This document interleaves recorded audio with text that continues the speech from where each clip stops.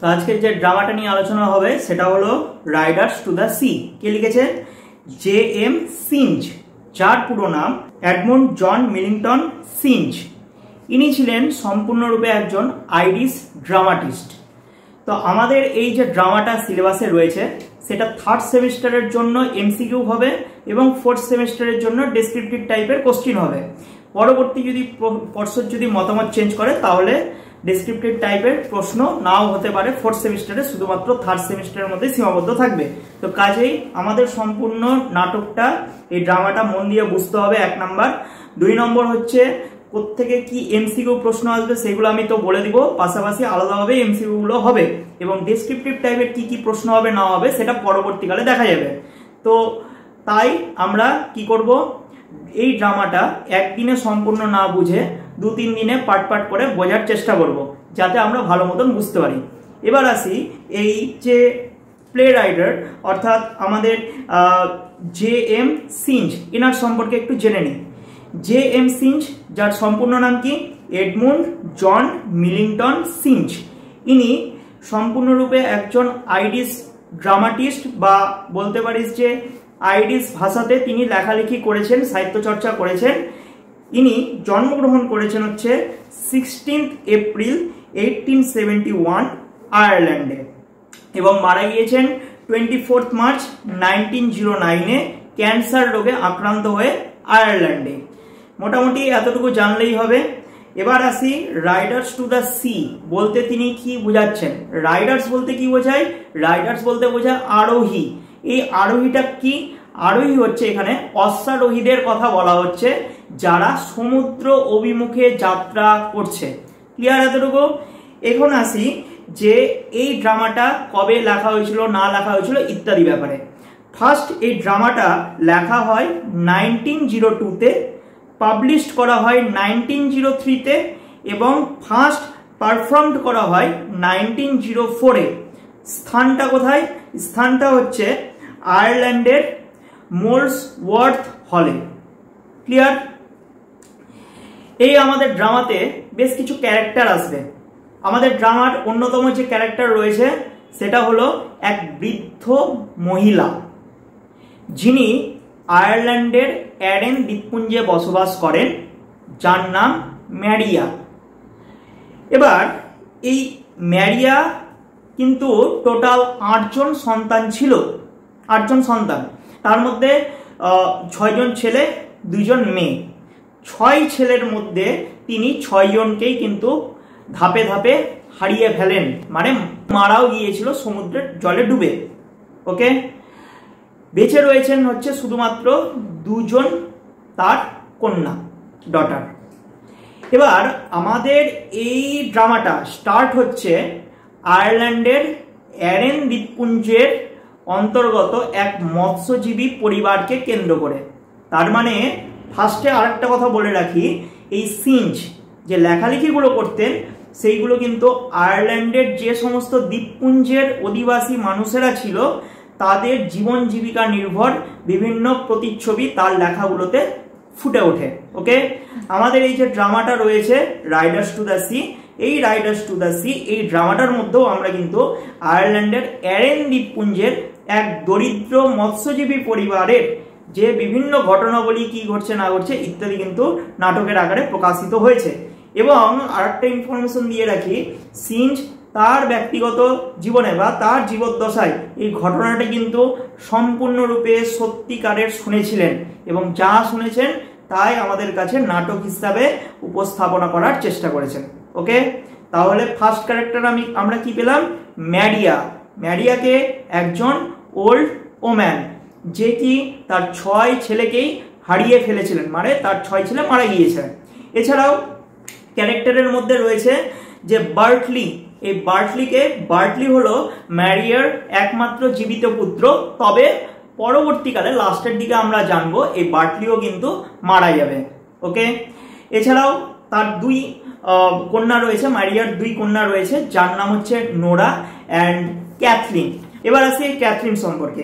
Kathleen হচ্ছে ম্যারিয়ার বড় মেয়ে, যার বয়স 20 বছর এবং গৃহস্থলীর যা যা কাজ হয় সেইগুলো কিন্তু সবই এই ক্যাথলিন সামলায়। এছাড়া নোরা, নোরা হচ্ছে ম্যারিয়ার কিন্তু ছোট মেয়ে, এ কিন্তু স্বভাবের দিক থেকে অত্যন্ত চঞ্চল। ওকে, এরপর আসছি হচ্ছে আমাদের অন্যান্য ক্যারেক্টারের মধ্যে অন্যতম মাইকেল। এই মাইকেল হচ্ছে ম্যারিয়ার একমাত্র ছেলে, যে নাটকটা শুরু হওয়ার আগে, মানে তার 6 জন ছেলের মধ্যে অন্যতম, তার নাটকটা কিন্তু শুরু হওয়ার আগে এই মাইকেল কিন্তু মারা যান। ক্লিয়ার? তো মাইকেলের নামটা জাস্ট আমরা নাটকটা শুরুতেই পাবো, নাটকের মধ্যে পাবো, কিন্তু জীবিত অবস্থাতে পাবো না, মৃত অবস্থাতে সম্পূর্ণরূপে পাবো, কেননা নাটক শুরু হওয়ার আগে কিন্তু তিনি মারা গিয়েছেন। এছাড়াও অন্যান্য ক্যারেক্টারের মধ্যে রয়েছে হচ্ছে সিমাস হচ্ছে ম্যারিয়ার কিন্তু অন্যান্য ছেলেদের মধ্যে একজন। তো কোনো একদিন তার বাপ ঠাকুরদার সাথে কোথাও এক জায়গায় ঘুরতে গিয়ে, হতে পারে হচ্ছে সমুদ্রে, ঠিক আছে, সমুদ্রে যাত্রার সময় কিন্তু অন্ধকারে হারিয়ে গেছিল। এছাড়াও হচ্ছে প্যাচ কিন্তু ম্যারিয়ার অন্যান্য ছেলেদের মধ্যে অন্যতম, এও কিন্তু নৌকা ডুবির কারণে মারা যান। এছাড়াও আমরা অন্যান্য ক্যারেক্টারের মধ্যে পাবো হচ্ছে ইমন নামে এক চরিত্র পাবো, ক্যারেক্টার পাবো। এই ইমন কি হয়েছে, লাস্টের দিকে আমরা পাবো ইমন চরিত্রটা এ কি করবে, বার্টলের যে মৃতদেহটা, সেই মৃতদেহটা ফিরিয়ে আনতে সহায়তা করবে। ওকে, আর আরেকটা পাবো ক্যারেক্টার, সেটা হলো ইয়ং প্রিস্ট অর্থাৎ তরুণ যাজক অ্যান্ড ভিলেজার্স। ক্লিয়ার? তো এদের নিয়ে সম্পূর্ণ কিন্তু আমাদের নাটকটা আবর্তিত হয়েছে। তাহলে গোটা ব্যাকগ্রাউন্ড জানা গেল, সোর্স জানা গেল, এবং আমাদের প্লে রাইটার সম্পর্কেও জানা গেল। এবার আসি ড্রামাতে। বলছে হচ্ছে সিন, দৃশ্যপট। কি বলেছে? An island of the West of Ireland. তাহলে একটা দ্বীপপুঞ্জ রয়েছে, যেটা কোথাকার, একটা আয়ারল্যান্ডের দ্বীপ। ওকে, আয়ারল্যান্ডের দ্বীপকে ঘিরে এই গোটা ড্রামাটা আমাদের কিন্তু আবর্তিত হচ্ছে। এবং এখানে আমরা জানতে পারবো পরবর্তী লাইনগুলোতে ব্র্যাকেটের মধ্যে দেওয়া আছে খুব সুন্দর করে কি রয়েছে, একটা মৎস্যজীবী পরিবারের ছোট্টখাট্ট ঘরের কিরকম সাজসজ্জা রয়েছে সেটা আমরা বর্ণনা এখন পাবো। বলছে যে কটেজ কিচেন, ছোটখাটো একটা রান্নাঘর রয়েছে, উইথ নেটস, মাছ ধরার জাল রয়েছে, অয়েল স্কিন বলতে বোঝায় ওয়াটার প্রুফিং ক্লথ, অর্থাৎ এই ক্লথটা কি করে, এই ক্লথটা হচ্ছে সম্পূর্ণরূপে বিদেশে যারা নাবিক বা যারা মাছ ধরে তাদের তো জামা কাপড় তো ভিজে যায়, তাই না? ভিজে যাওয়ার হাত থেকে রক্ষা করার জন্য এক বিশেষ প্রকারের তারা পোশাক পরে, সেটাই হলো এখানে অয়েল স্কিনস বা ওয়াটারপ্রুফিং ক্লথ। স্পিনিং হুইল, চরকা, গান্ধীজির ছবিতে দেখেছি না আমরা, চরকা কাটছেন, তাই না? ওটাকে বলছে হচ্ছে spinning wheel. Some new boards standing by the wall, এবং দেওয়ালে ঠেস দেওয়া রয়েছে। কি ঠেস দেওয়া রয়েছে?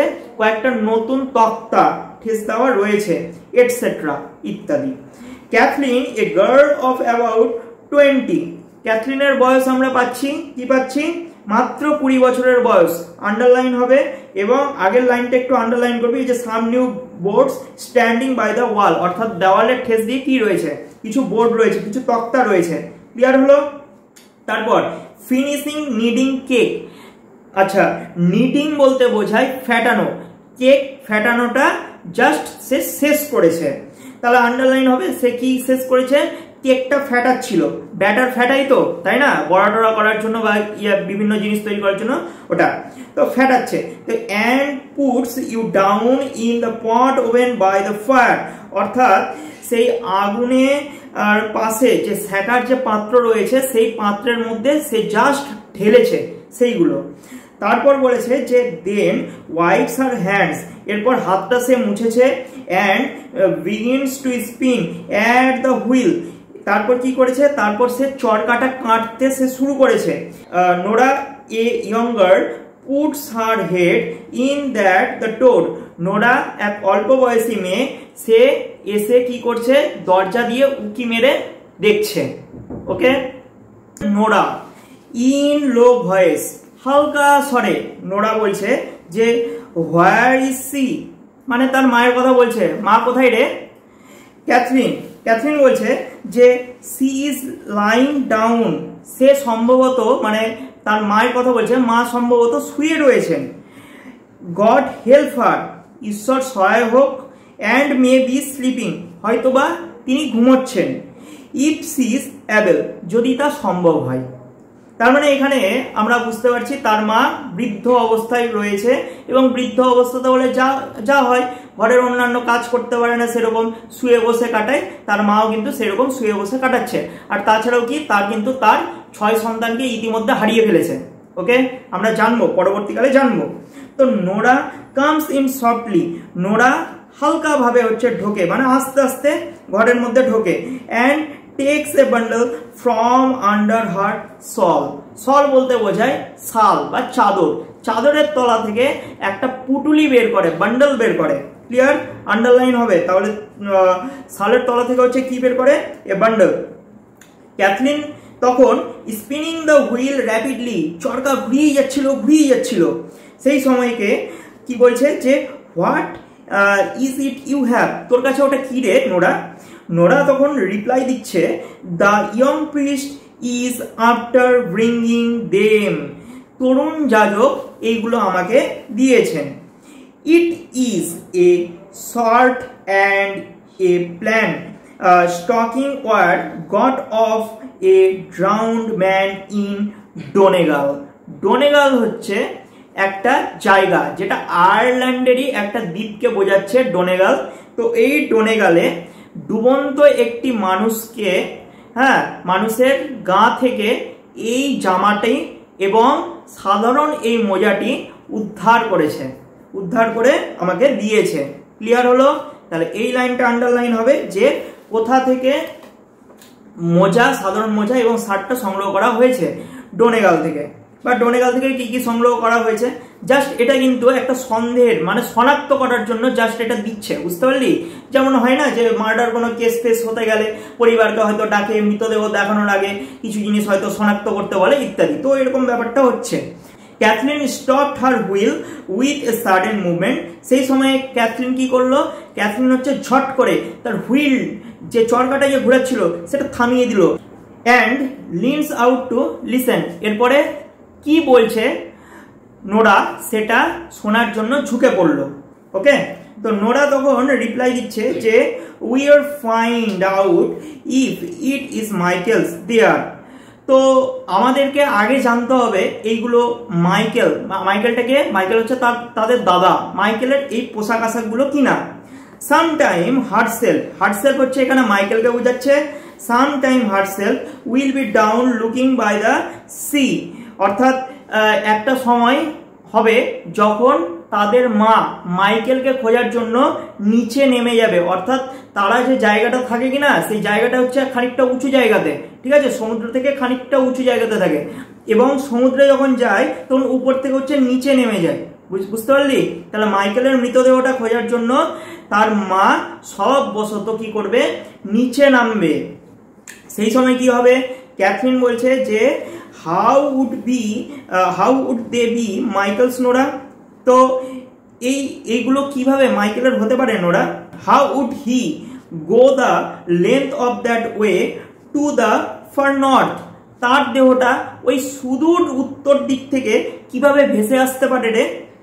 নোরা তখন রিপ্লাই দিচ্ছে যে দ্য ইয়ং প্রিস্ট সেজ, তরুণ যাজক বলেছিল যে he is known the like of it, এরকম ঘটনা তিনি জানেন, অর্থাৎ ডোনেগালে কেউ মারা গিয়েছেন, এরকম ঘটনা তিনি শুনতে পেয়েছেন বলেই তাঁর পোশাক আশাকগুলো কি উদ্ধার করা গেছে। ওকে, if it is Michael's there, তো এগুলো বোধ হয় মাইকেলের। সেজ হি, তিনি বললেন, কি বলছেন যে you can tell herself he is got a clean burial by the grace of God and if they are not his। আচ্ছা, এতটুকু লাইন আগে মানেটা বলছি। তো মানে যাজক বলছে যে যদি এই পোশাক আশাকগুলো, মানে শনাক্তকরণের জিনিসগুলো মাইকেলের যদি হয়ে থাকে, তবে তোমরা ভাববে যে বিধিবদ্ধভাবে তার সৎকার, দেহটা সৎকার করা হয়েছে, মানে কবর দেওয়া হয়েছে। ক্লিয়ার? তারপর বলছেন যে অ্যান্ড ইফ দেয়ার নট, যদি এই পোশাক আশাকগুলো বা শনাক্তকরণের জিনিসগুলো তার যদি না হয়, let no one say a word about them, তাহলে এইগুলো নিয়ে আর কোনো কথা বলবে না। For she will be getting her death, says he with crying and lamenting.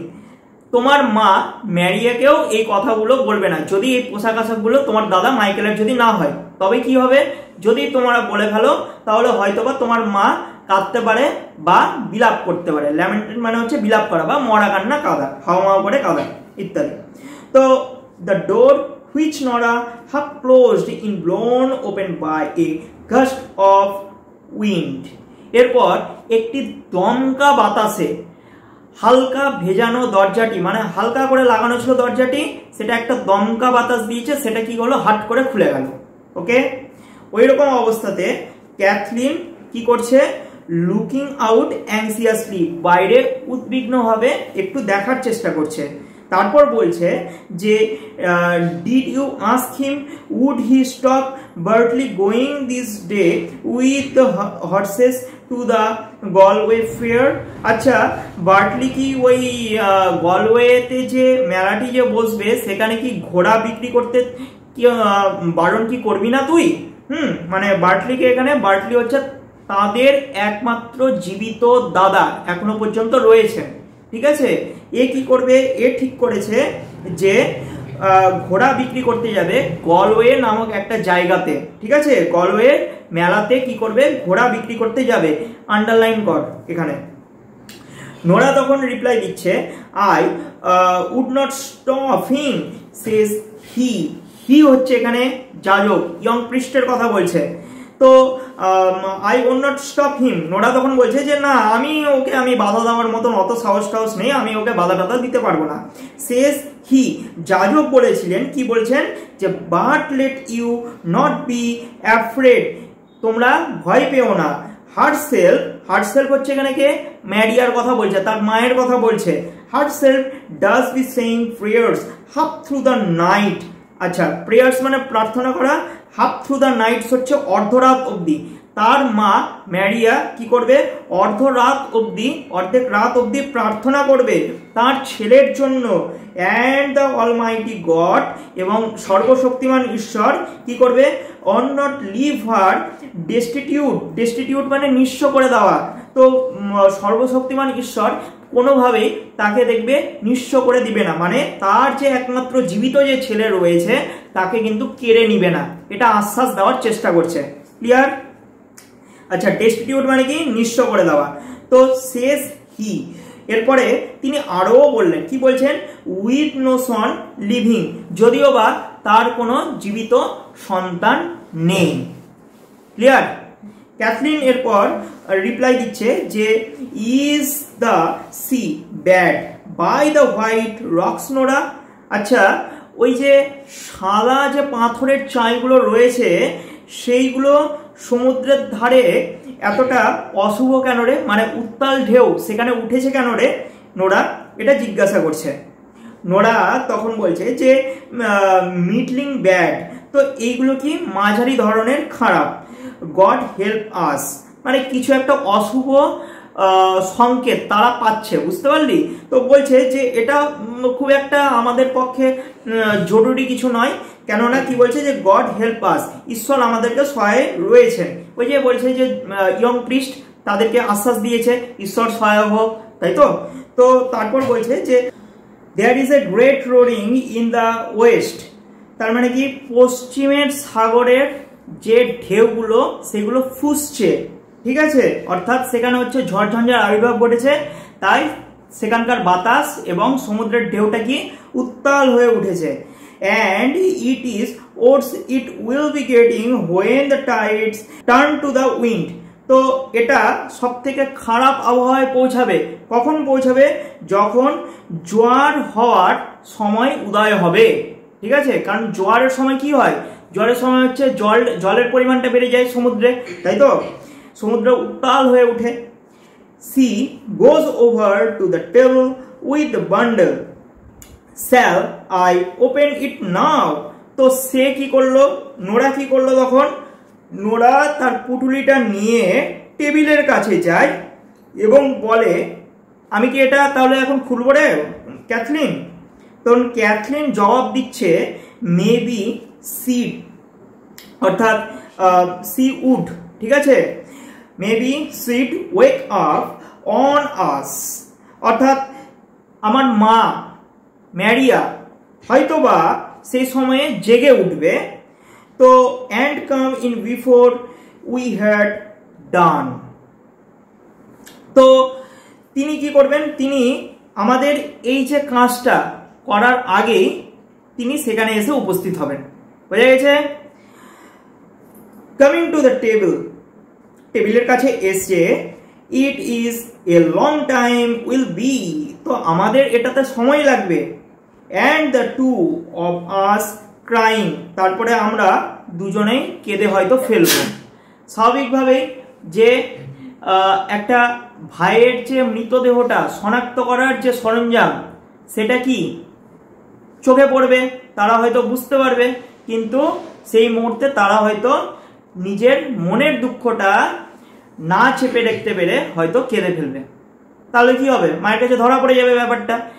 এখনো কিন্তু তার মা এই ব্যাপারে কিছুই জানে না, শুধুমাত্র ম্যারিয়া এতটুকুই জানে যে তার ছেলে মিসিং হয়ে রয়েছে, তার ছেলে হয়তোবা জলে ডুবে মারা গিয়েছে, কিন্তু কনফার্ম এখনো হয়নি। ক্লিয়ার হলো?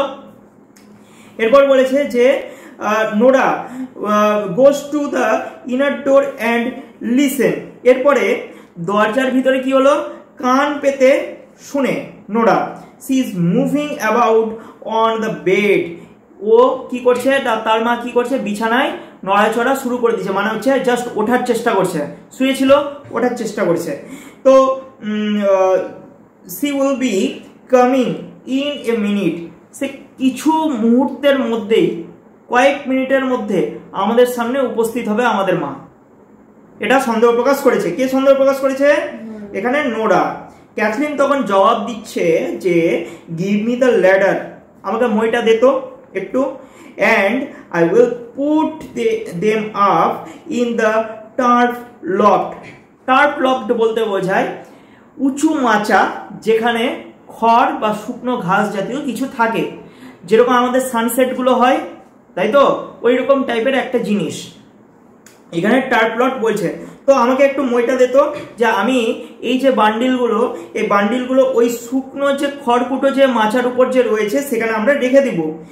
দা ওয়ে সি ওন্ট, অর্থাৎ উড নট, এখানে would not know of them at all, তো এইগুলোর ব্যাপারে আমাদের মা কিছুই জানতে পারবে না। তো and maybe when the tide turns she will be going down to sea, would he be floating from the east।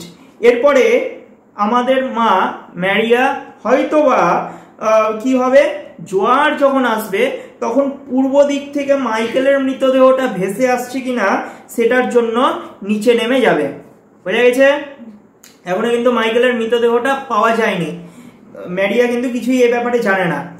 They put the ladder against the gable of the chimney.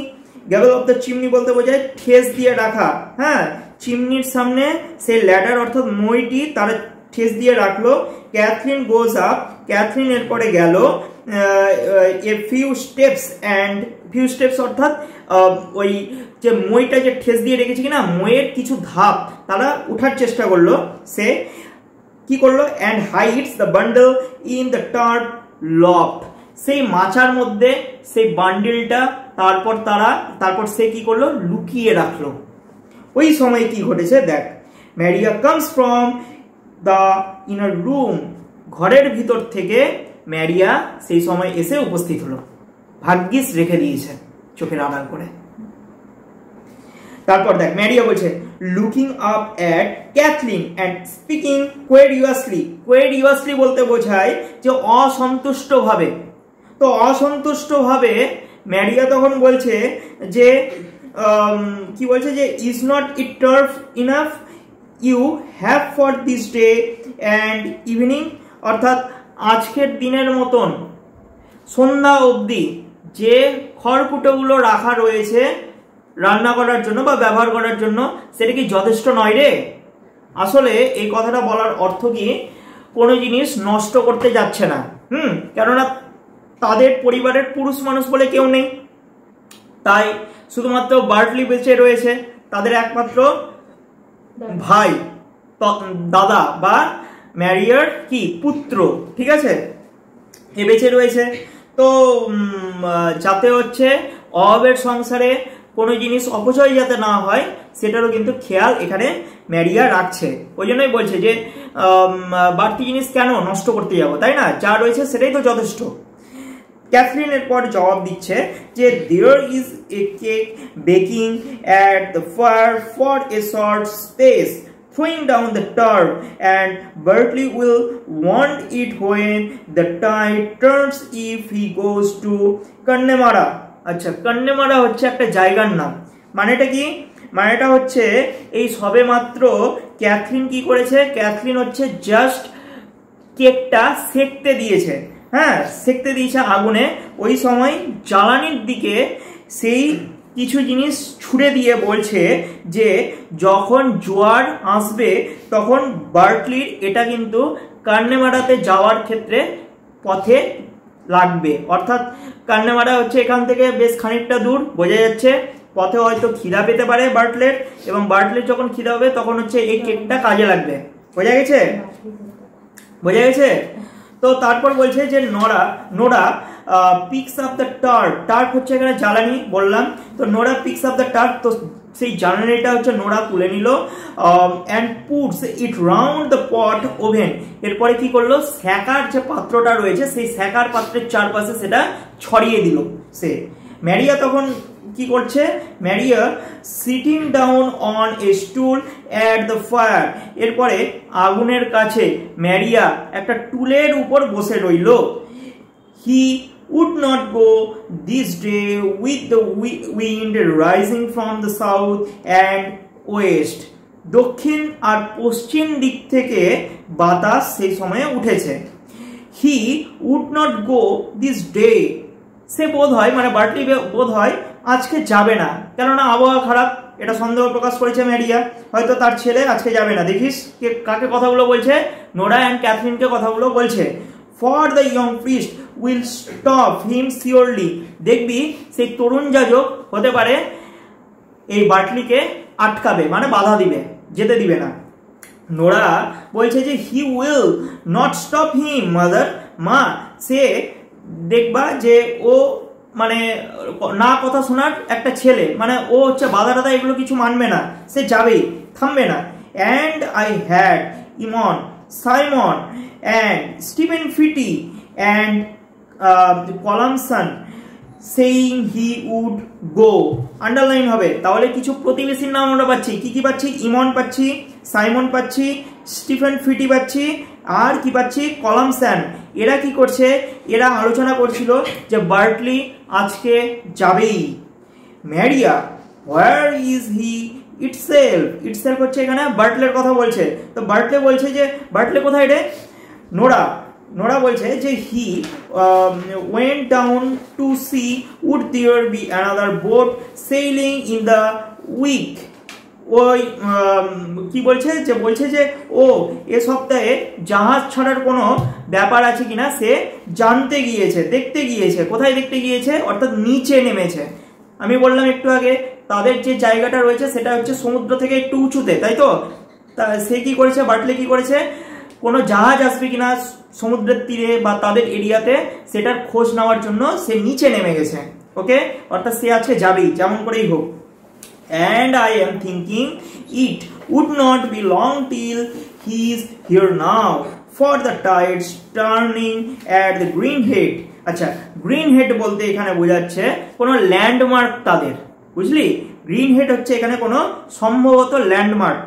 And I am thinking, তো আমি ভাবছি it would not be long till he is here now, তো তার আশা মানে আমাদের কাছে যে বার্টলে যে ফিরে আসবে, নোরা বলছে তার মাকে বলছে যে বার্টলে যে আমাদের কাছে, যে দাদা যে আমাদের কাছে যে ফিরে আসবে সেটার খুব একটা বেশি দেরি নেই, এই মুহূর্তে আমাদের কাছে ফিরে আসবে। For the Tides turning at the green head, কি করছে না সবুজ যে দ্বীপটি রয়েছে সেই সবুজ দ্বীপে জোয়ার জাস্ট উঠেছে। Okay, and the hookers tacking from the east. আচ্ছা, হুকার্স মানে কি? হুকার্স মানে হচ্ছে মাছ ধরার বড় বড় নৌকাগুলোকে বলে হুকার্স। ক্লিয়ার? তো হুকার্স কি করছে? মাছ ধরার যে বড় বড় নৌকাগুলো কি করেছে, ওইগুলো পূর্ব দিকে যাত্রা শুরু করে দিয়েছে। ঠিক আছে, মানে দিকটা বদলাচ্ছে। একটা দিকে যাওয়ার কথা ছিল, ওই জোয়ার এবং ঝড়ো হওয়ার কারণে হুকার্স গুলো কি করেছে, তার দিকটা পরিবর্তন করেছে। ক্লিয়ার এতটুকু? ক্যাথলিন এরপর বলছে যে I here some one passing the big Stones. আমি শুনতে পাচ্ছি, জানিস আমি কি শুনতে পাচ্ছি? আমি শুনতে পাচ্ছি যে ওই যে বড় বড় যে পাথরগুলো যে রয়েছে, সেই বড় বড় পাথরগুলো কেউ পার করে ফেলছে, মানে বড় বড় পাথরের পাশ দিয়ে কেউ হয়তো পার হচ্ছে, এরকম হয়তো আওয়াজটা আমি শুনতে পাচ্ছি পাশ দিয়ে। তো নোরা লুকিং আউট, নোরা এরপর বাইরের দিকে তাকালো যে কে পাস হচ্ছে সেটা দেখতে। হ্যাঁ, মানে পায়ের আওয়াজ তারা হয়তো বুঝতে পেরেছে, হয়তো কেউ আসছে, বাটলে হতে পারে, তাদের দাদা হতে পারে। তো ওটা দেখার জন্য নোরা কি করছে, উকি মারছে। হি ইজ কামিং নাও, সে এসে পড়েছে, সে এখনই আসবে। অ্যান্ড হি ইন এ হারি, সে তাড়াহুড়ো করে এদিকে আসছে। বার্টলি কি বলছে, comes in and looks round the room. এরপরে তাড়াহুড়ো করে বার্টলি ঘরের ভিতরে ঢুকে কি করছে, ঘরের চারপাশটা দেখতে শুরু করে দিয়েছে।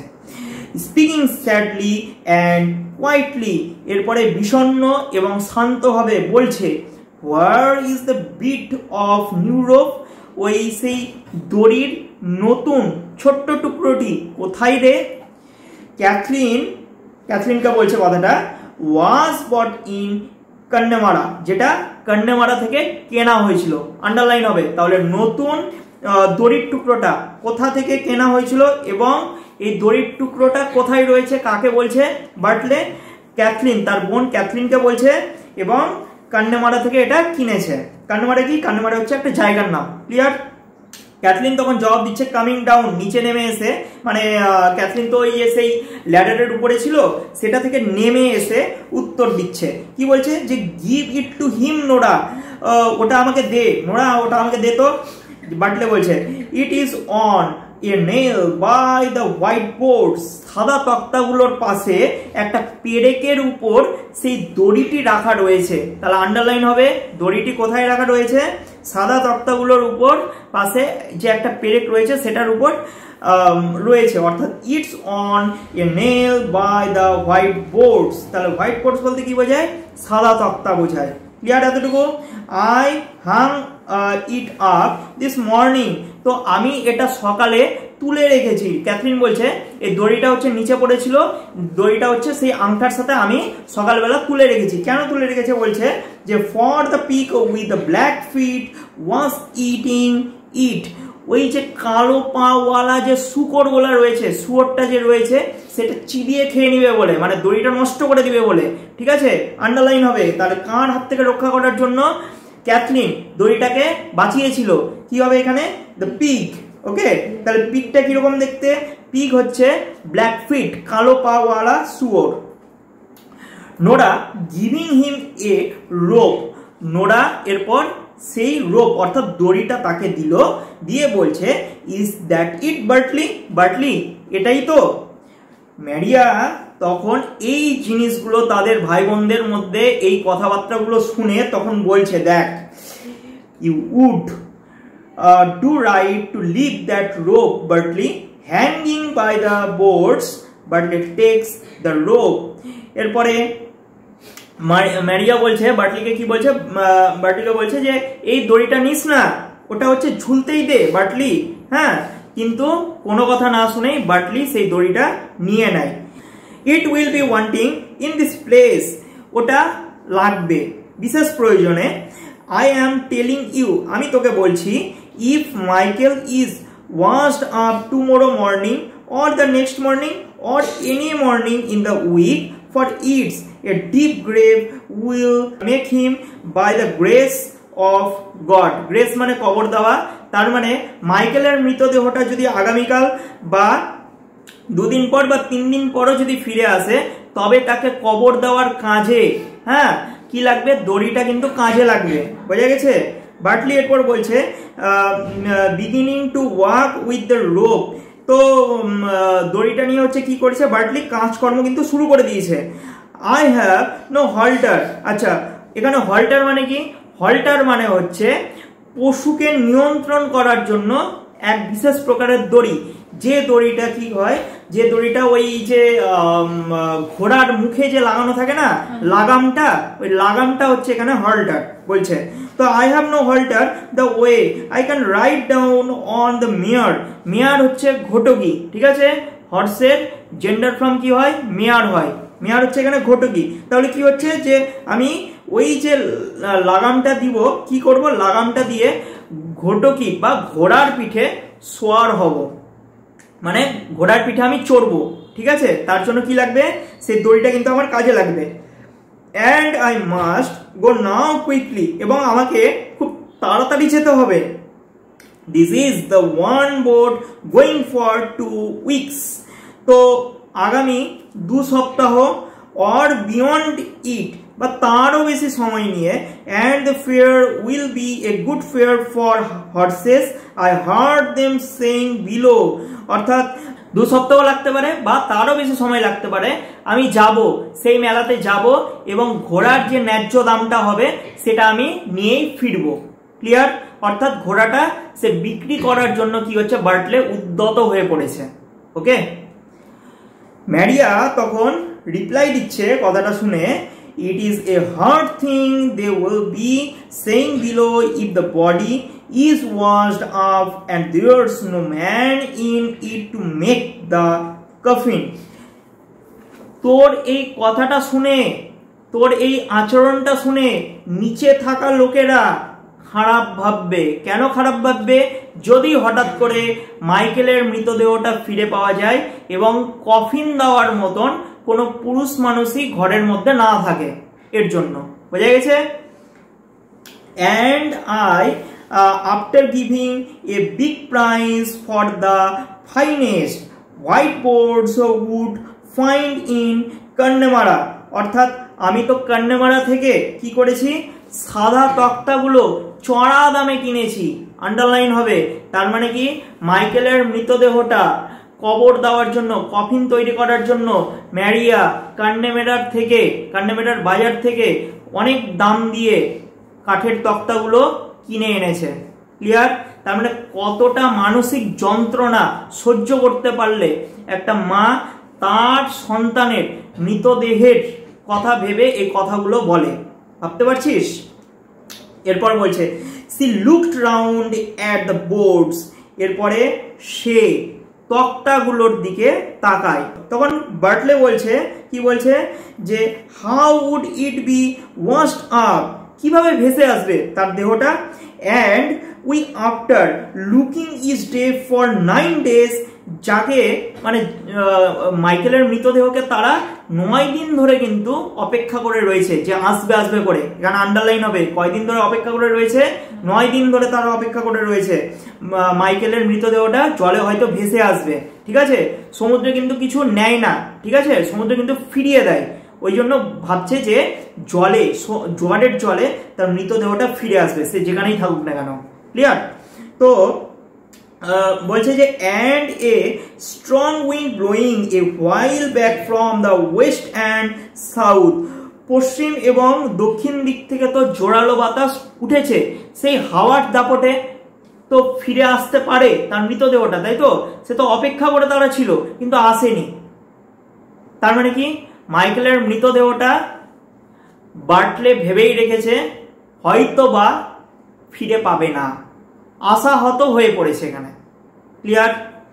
নেক্সট, ম্যারিয়া তখন তার কথা শুনে জবাব দিচ্ছে যে if it was not found itself that wind is raising the sea, যদি তার মৃতদেহটা খুঁজেও না পাওয়া যায় তবে হাওয়াতে তো সমুদ্র কি হচ্ছে, ফুলে ফেপে উঠেছে, তাই না।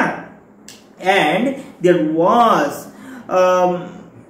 a star up against the moon and it rising in the night, আর কি হচ্ছে, আর চাঁদ, চাঁদটা কি হচ্ছে, চাঁদের আলোটা হালকা হয়ে আসছে। দেখবি রাত্রের দিকে সন্ধ্যার সময় যে চাঁদটা যেরকম লাগে কিনা, বিশেষ করে ওই পূর্ণিমার আগের অবস্থাতে অর্ধেক যে চাঁদটা হয়, রাত্রের দিকে কিন্তু হালকা ক্ষয়িত হয়ে যায়, তাই না?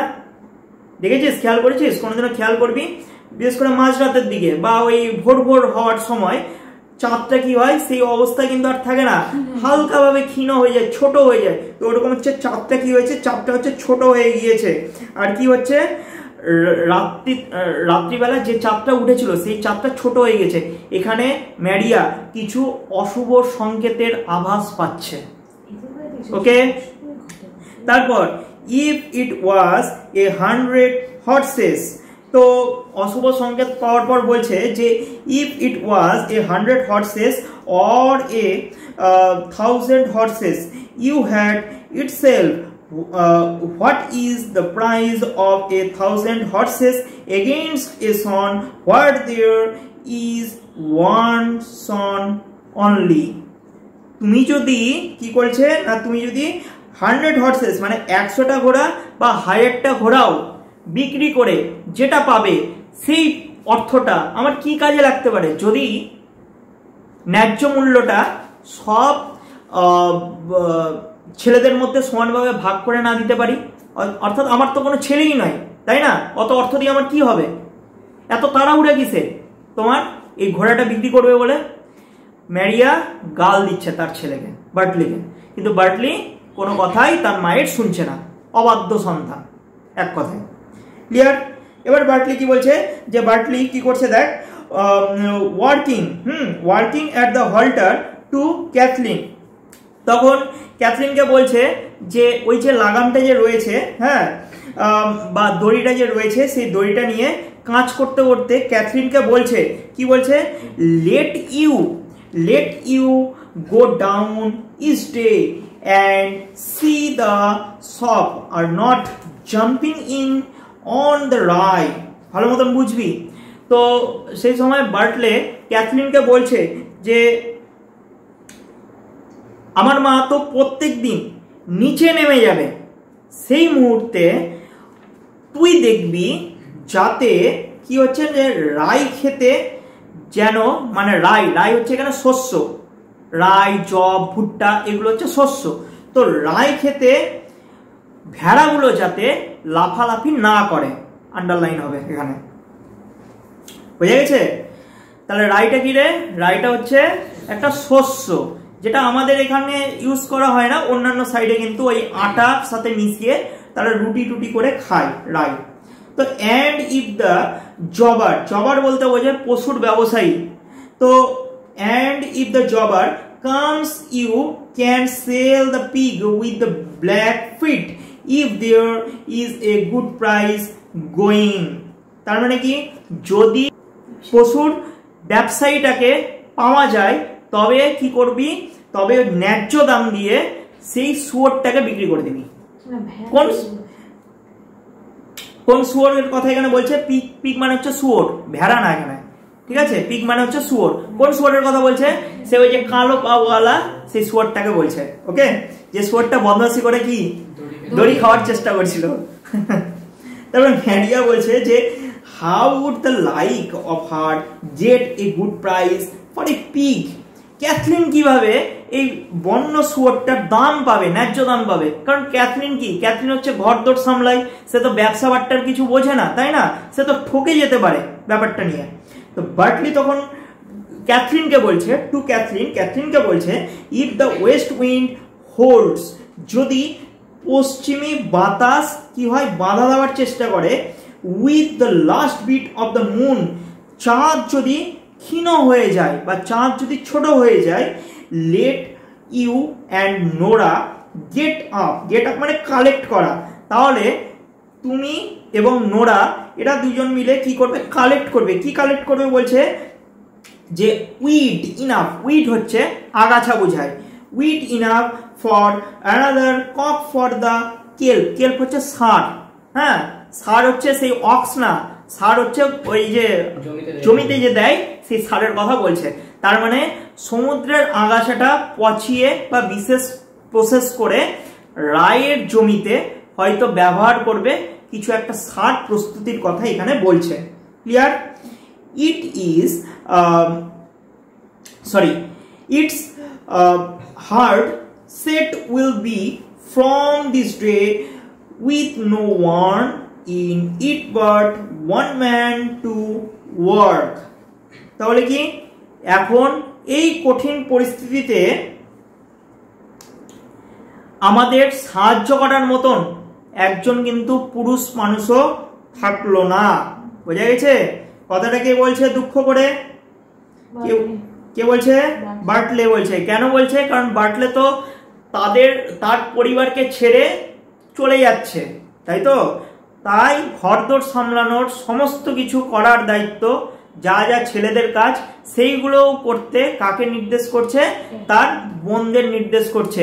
ম্যারিয়াকে কথাগুলো বলছে, তার মাকে এই কথাগুলো বলছে, তার বোনদের কথাগুলো বলছে। ঠিক আছে?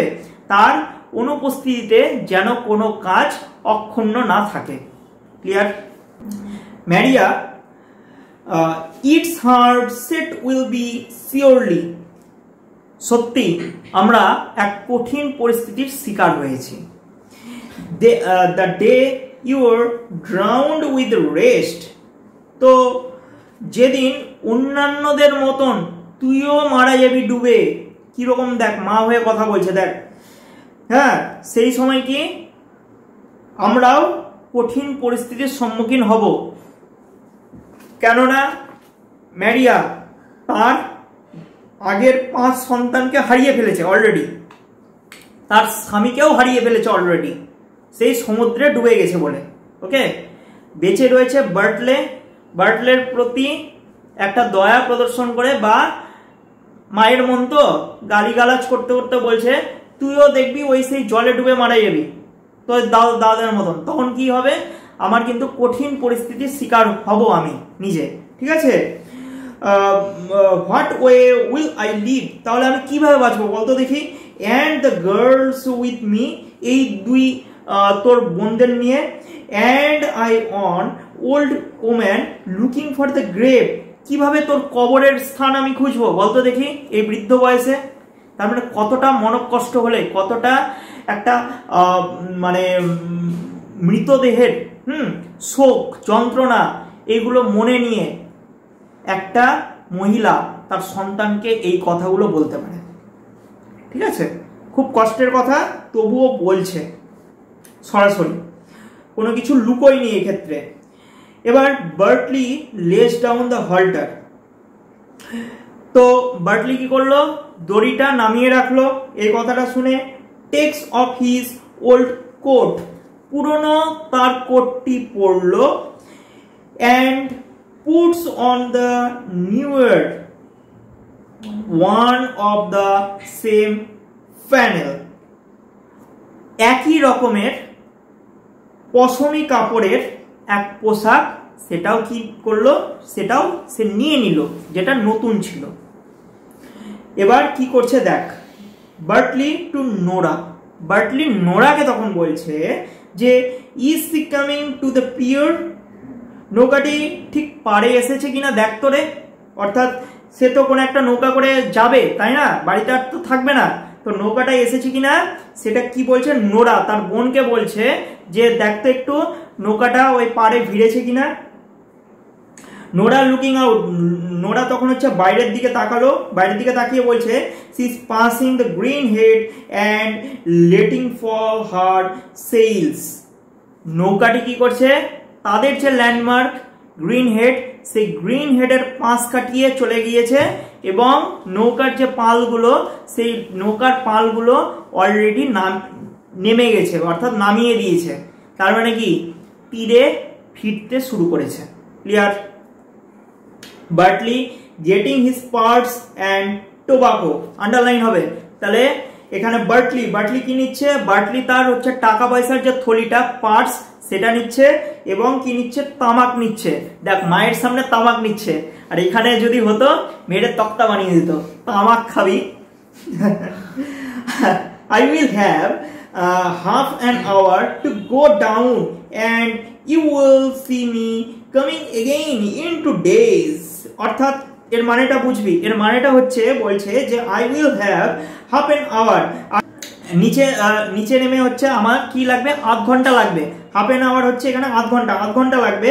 And you will coming again in 2 days, এবং আমি, হ্যাঁ, আমাকে তোরা ফিরে পাবি, কবে ফিরে পাবি, বা আমি আবার আসবো 2 days, in 2 days, 2 দিনের মধ্যে ফিরে আসবো, or in 3 days, অথবা 3 দিনের মধ্যেও ফিরে আসতে পারি, or maybe in 4 days, আবার 4 দিনও লাগতে পারে এই ব্যাপারটা।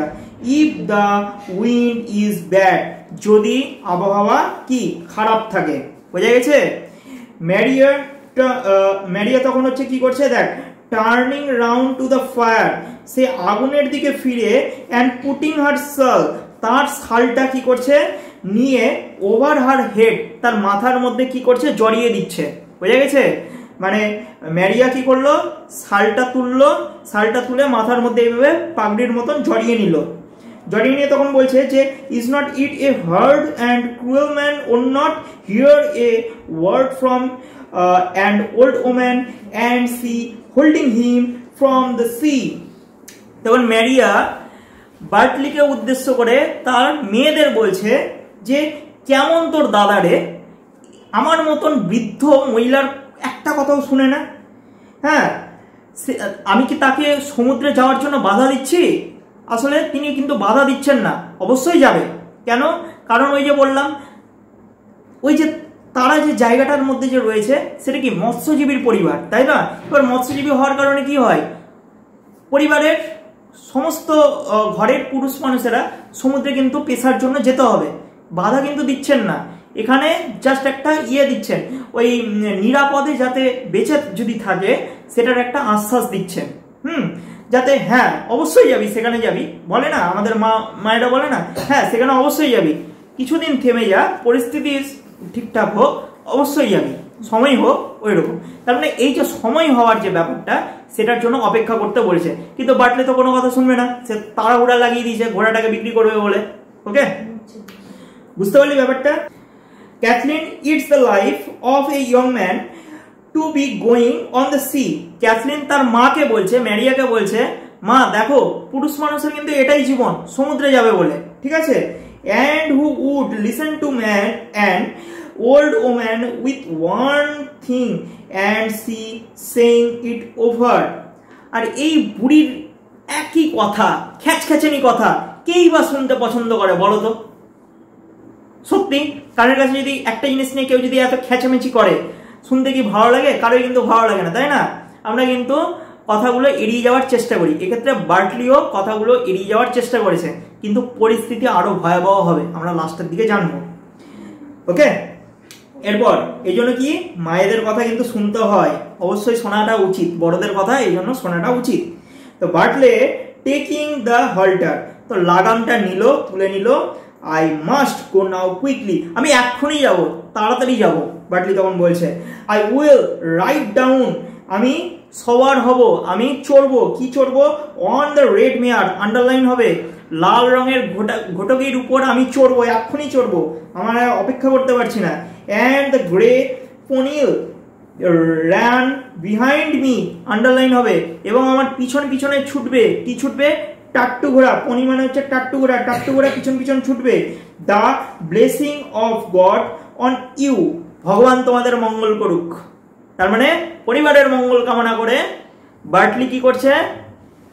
দূরে যাত্রা করার জন্য প্রস্তুতি নিচ্ছে খুব তাড়াতাড়ি। হি গোস আউট, বার্টলি এরপর বেরিয়ে গেল। আজকে এত দূর হবে। নেক্সট ক্লাসে আমরা জানবো বার্টলি বেঁচে ফিরবে নাকি মারা যাবে, না কি তার সাথে ঘটনা ঘটবে ইত্যাদি।